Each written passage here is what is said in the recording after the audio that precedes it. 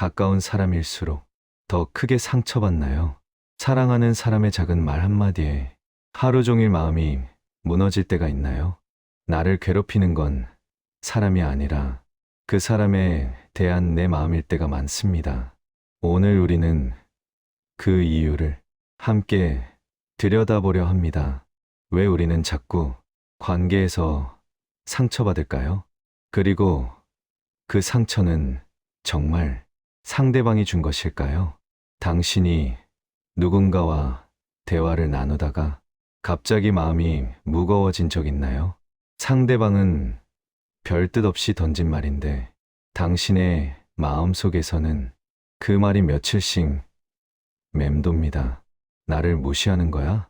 나를 중요하게 생각하지 않는구나. 내가 부족한가?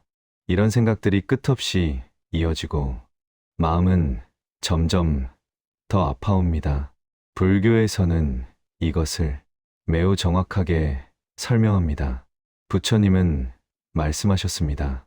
고통은 밖에서 오는 것이 아니라 마음이 만드는 것이다.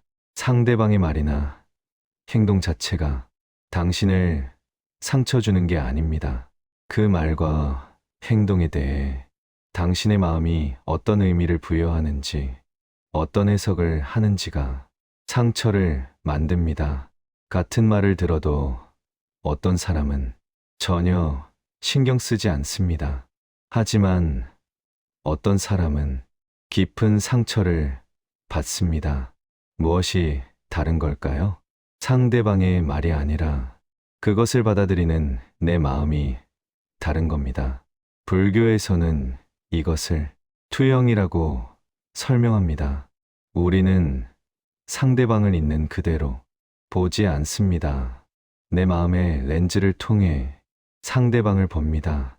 내 기대, 내 두려움, 내 상처, 내 욕구를 상대방에게 투영합니다. 그래서 상대방이 실제로 한 말과 내가 들은 말이 다를 때가 많습니다. 상대방은 오늘 피곤해 보이네 라고 말했는데 당신은 너 요즘 관리 안 하고 있구나 라고 듣습니다. 상대방은 바빠서 연락 못했어 라고 말했는데 당신은 너는 나한테 관심이 없구나 라고 듣습니다. 이것이 투영입니다. 내 마음이 만든 이야기를 상대방의 말에 더 씌우는 것입니다. 그리고 그 안에는 기대가 숨어 있습니다. 관계에서 우리가 상처받는 가장 큰 이유는 기대 때문입니다. 이 사람은 나를 이해해 줄 거야. 이 사람은 나를 사랑할 거야. 이 사람은 나를 실망시키지 않을 거야. 우리는 상대방에게 이런 기대를 품습니다. 그리고 그 기대가 충족되지 않을 때 상처받습니다. 부처님은 이렇게 말씀하셨습니다.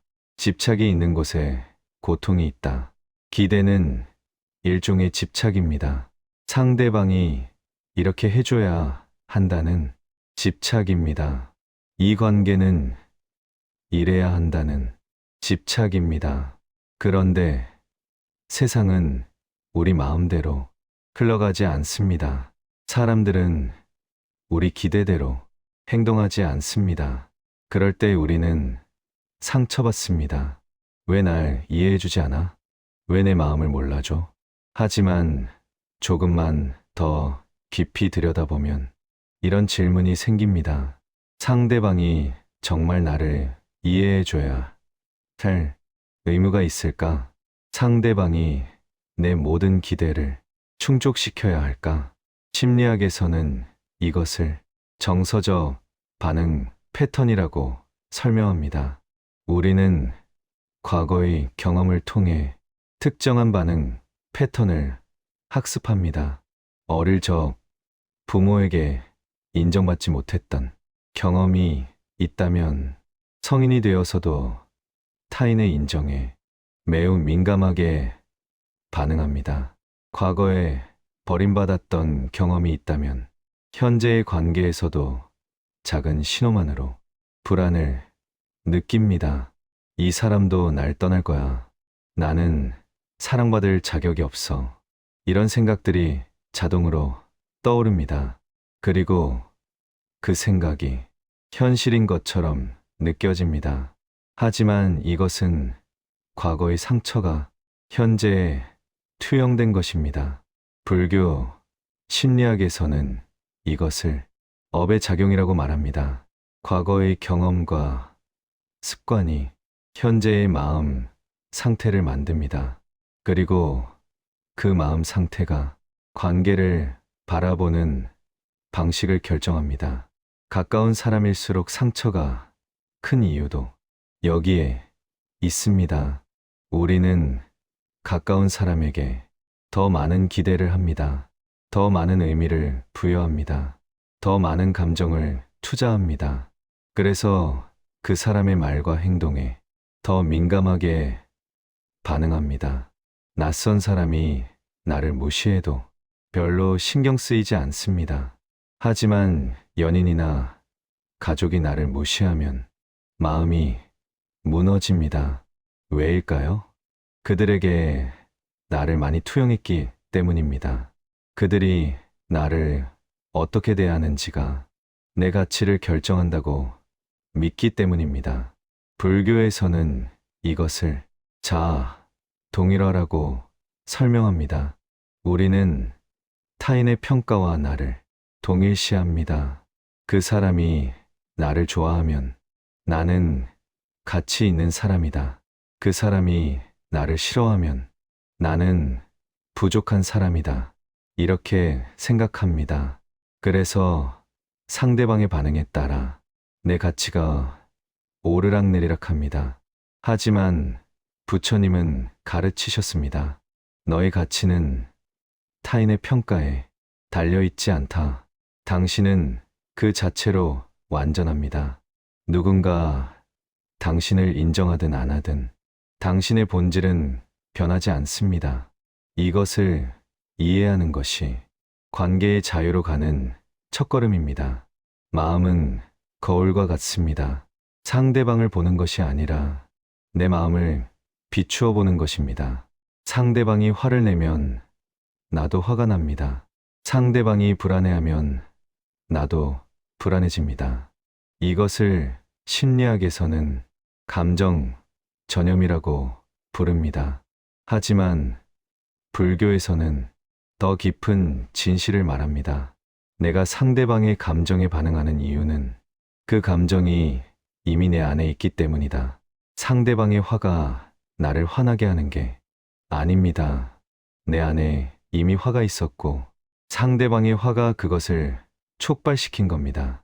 만약 내 안에 평화가 가득하다면 상대방의 화에도 흔들리지 않을 수 있습니다. 이것이 마음의 거울 원리입니다. 관계는 나 자신을 비추는 거울입니다. 내가 관계에서 보는 것은 상대방이 아니라 나 자신입니다. 상대방이 나를 무시한다고 느낄 때 사실은 내가 나 자신을 무시하고 있을 때가 많습니다. 상대방이 나를 사랑하지 않는다고 느낄 때 사실은 내가 나 자신을 사랑하지 않고 있을 때가 많습니다. 부처님은 이렇게 말씀하셨습니다. 내 자신을 사랑하라. 그러면 타인도 사랑할 수 있다. 자기 자신과의 관계가 모든 관계의 기초입니다. 내가 나를 어떻게 대하는지가 타인이 나를 어떻게 대하는지보다 중요합니다. 당신이 누군가의 말에 상처받았다면 잠시 멈춰 서서 이렇게 물어보십시오. 이 상처는 정말 그 사람이 준 것일까? 아니면 내 마음이 만든 것일까? 나는 무엇을 기대하고 있었을까? 나는 무엇에 집착하고 있었을까? 이렇게 자신을 들여다보는 순간 관계는 달라지기 시작합니다. 상대방을 바꾸려 하는 대신 내 마음을 이해하게 됩니다. 상대방을 비난하는 대신 내 반응 패턴을 알아차리게 됩니다. 심리학에서는 이것을 자기 인식이라고 부릅니다.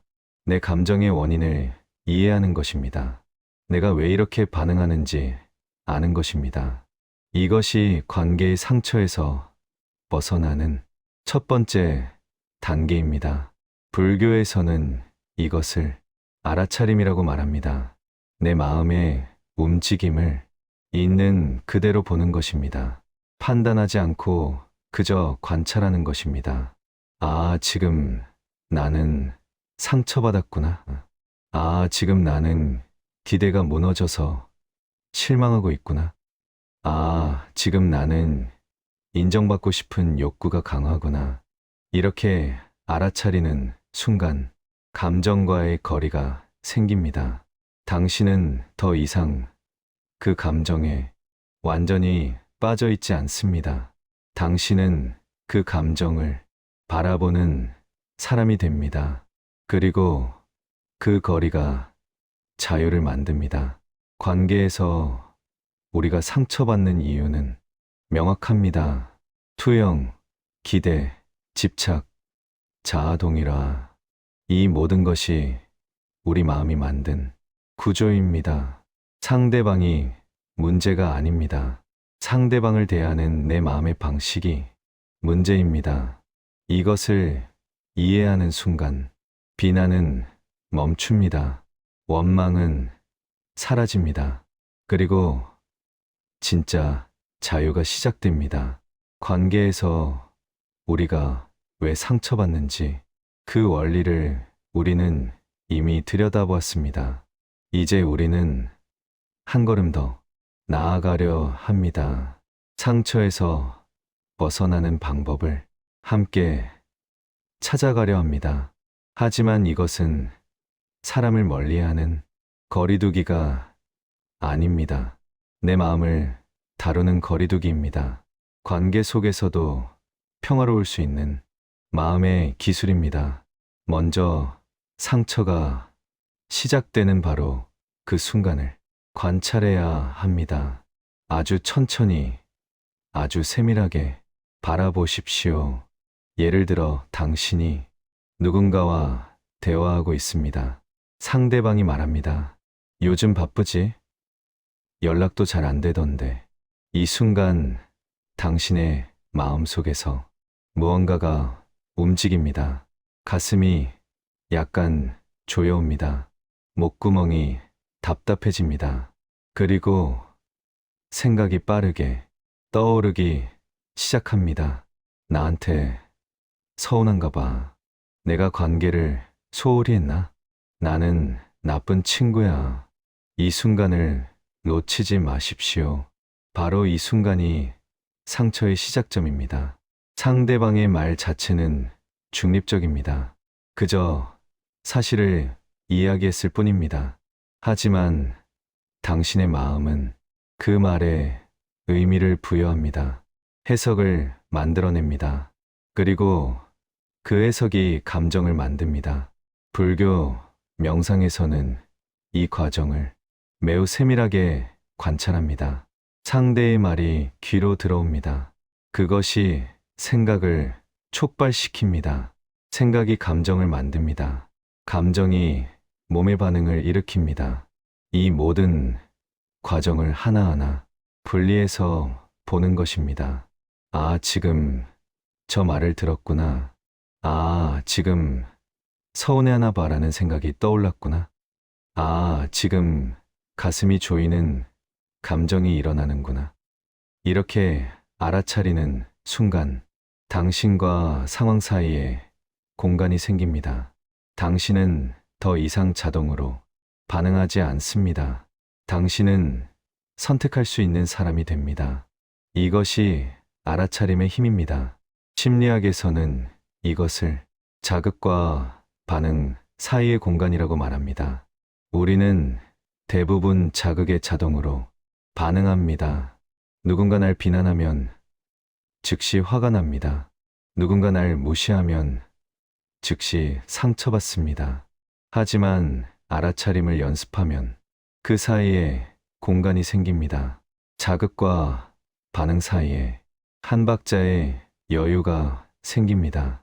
그 공간에서 우리는 다르게 선택할 수 있습니다. 이제 구체적인 실천법을 살펴보겠습니다. 첫 번째, 감정에 이름을 붙이는 것입니다. 상처받는 순간 그 감정을 정확히 명명해 보십시오. 지금 나는 서운함을 느끼고 있구나. 지금 나는 무시당한다고 느끼는구나. 지금 나는 분노를 느끼고 있구나. 이렇게 이름을 붙이는 순간 감정과의 거리가 생깁니다.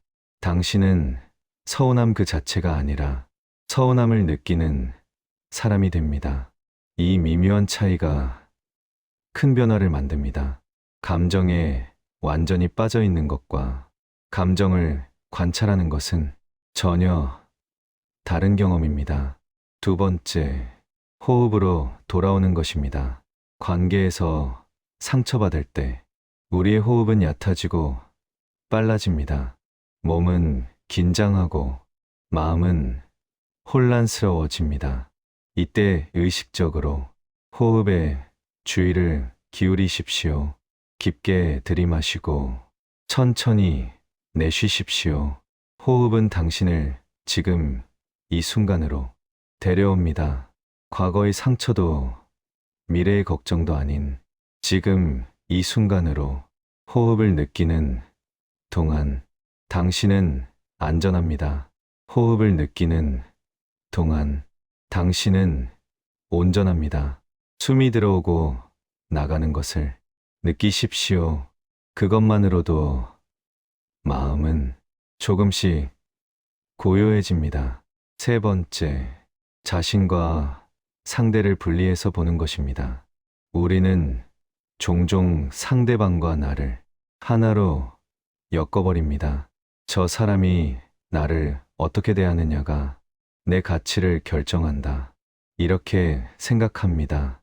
하지만 불교에서는 명확히 가르칩니다. 너는 너이고 상대방은 상대방이다.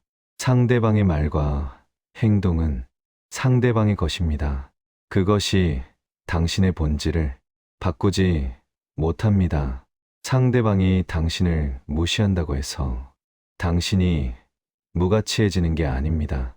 상대방이 당신을 사랑하지 않는다고 해서 당신이 사랑받을 자격이 없는 게 아닙니다. 이것을 이해하는 것이 마음의 거리두기입니다. 명상적으로 이렇게 연습할 수 있습니다. 눈을 감고 상대방을 떠올려 보십시오. 그 사람이 당신에게 했던 말이나 행동을 떠올려 보십시오. 그리고 이렇게 말해 보십시오. 그것은 그 사람의 말이다. 내 진실이 아니다. 그것은 그 사람의 관점이다. 내 가치가 아니다.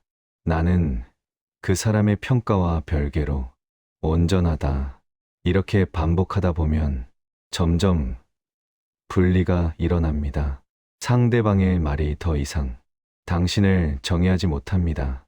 네 번째, 기대를 내려놓는 것입니다. 부처님은 말씀하셨습니다. 집착을 버리면 고통도 사라진다. 관계에서 가장 큰 집착은 기대입니다. 이 사람은 나를 이해해줘야 해. 이 사람은 나를 사랑해야 해. 이 사람은 나를 실망시키면 안 돼. 이런 기대들을 하나씩 내려놓아 보십시오.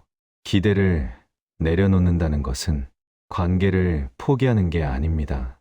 상대방이 내 기대를 충족시켜야만 내가 행복할 수 있다는 그 집착을 내려놓는 것입니다. 상대방은 상대방의 삶을 살고 있습니다. 그들에게도 그들의 한계와 상처와 두려움이 있습니다. 그들이 항상 당신이 원하는 대로 행동할 수는 없습니다. 이것을 받아들일 때 마음에 공간이 생깁니다. 실망 대신 이해가 생깁니다. 원망 대신 자비가 생깁니다. 다섯 번째, 자기 자신에게 자비를 베푸는 것입니다. 관계에서 상처받았을 때 우리는 종종 자신을 비난합니다. 내가 부족해서 그래. 내가 매력이 없어서 그래. 나는 사랑받을 자격이 없나 봐. 이런 자책은 상처를 더 깊게 만듭니다. 대신 자신에게 친절해지십시오. 마치 상처받은 아이를 안아주듯이 당신 안의 아픈 마음을 안아주십시오. 많이 아팠구나. 상처받는 게 당연해. 너는 충분히 소중해. 이렇게 속삭여 보십시오. 불교에서는 이것을 자애 명상이라고 부릅니다. 자기 자신에게 사랑과 친절을 보내는 명상입니다. 심리학에서는 자기 연민이라고 말합니다. 자신의 고통을 인정하고 위로하는 것입니다. 이것이 치유의 시작입니다. 자신에게 자비로울 때 상처는 힘을 잃습니다. 스스로를 사랑할 때 타인의 평가가 덜 중요해집니다. 편안하게 앉아서 손을 가슴에 얹으십시오. 따뜻한 온기를 느끼십시오. 그리고 자신에게 이렇게 말해 보십시오. 나는 사랑받을 자격이 있다. 나는 존중받을 자격이 있다. 나는 있는 그대로 충분하다. 처음에는 어색하고 믿기지 않을 수 있습니다. 하지만 계속 반복하십시오. 마음은 조금씩 부드러워질 것입니다. 관계에서 상처받는 것은 자연스러운 일입니다. 우리는 모두 인간입니다. 완벽할 수 없습니다. 하지만 그 상처에 어떻게 반응하느냐는 선택할 수 있습니다. 상처에 완전히 빠져 허우적거릴 수도 있고, 상처를 관찰하며 조금씩 자유로워질 수도 있습니다. 부처님은 말씀하셨습니다. 두 개의 화살이 있다. 첫 번째 화살은 외부에서 날아온다. 두 번째 화살은 스스로 쏘는 것이다. 상대방의 말이나 행동은 첫 번째 화살입니다. 우리는 이것을 통제할 수 없습니다. 하지만 그에 대한 우리의 반응, 해석, 집착은 두 번째 화살입니다. 이것은 우리가 선택할 수 있습니다. 알아차림을 연습하면 두 번째 화살을 쏘지 않을 수 있습니다. 상처는 상대방이 준 것이 아닙니다. 상처는 내 마음이 만든 파동입니다. 상대방의 말이 돌멩이라면 내 마음은 호수입니다. 돌멩이가 떨어지면 파동이 일어납니다. 하지만 그 파동이 얼마나 크고 오래 가는지는 호수의 상태에 달려 있습니다. 마음이 평온하면 파동은 작고 금방 사라집니다. 마음이 불안하면 파동은 크고 오래 갑니다. 관계 속에서도 자유를 찾을 수 있습니다. 사람을 멀리하지 않고도 평화로울 수 있습니다. 그것은 마음의 구조를 이해하고 내 반응 패턴을 알아차리고 기대를 내려놓고 자신에게 자비를 베풀 때 가능합니다. 관계는 더 이상 당신을 규정하지 않습니다. 관계는 당신을 비추는 거울일 뿐입니다. 그 거울을 통해 당신은 자신을 더 깊이 이해하게 됩니다.